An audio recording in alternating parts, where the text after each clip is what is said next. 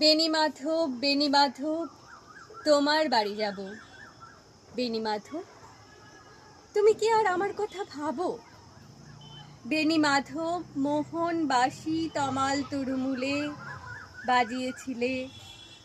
আমি তখন মালতী স্কুলে ডেস্কে বসে অঙ্ক করি, ছোট্ট ক্লাস ঘর, বাইরে দিদিমণির পাশে দিদিমণির বর। আমি তখন নবম শ্রেণী, আমি তখন শাড়ি। আলাপ হলো বেণী মাধব, সুলেখাদের বাড়ি। বেণী মাধব, বেণী মাধব, লেখাপড়ায় ভালো। শহর থেকে বেড়াতে এলে আমার রং কালো। তোমায় দেখে এক দৌড়ে পালিয়ে গেছি ঘরে। বেণী মাধব, আমার বাবা দোকানে কাজ করে। কুঞ্জে অলি গুঞ্জে তবু ফুটেছে মঞ্জরি। সন্ধেবেলা পড়তে বসে অঙ্কে ভুল করি। আমি তখন নবম শ্রেণী, আমি তখন 16।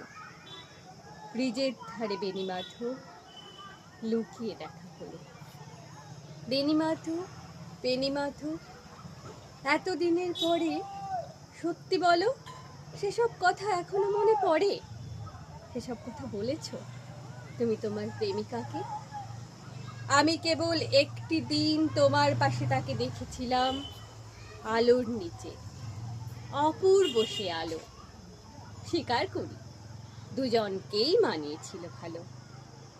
চুরিয়ে দিল চোখ আমার, পুড়িয়ে দিল চোখ। বাড়িতে এসে বলেছিলাম ওদের ভালো হোক।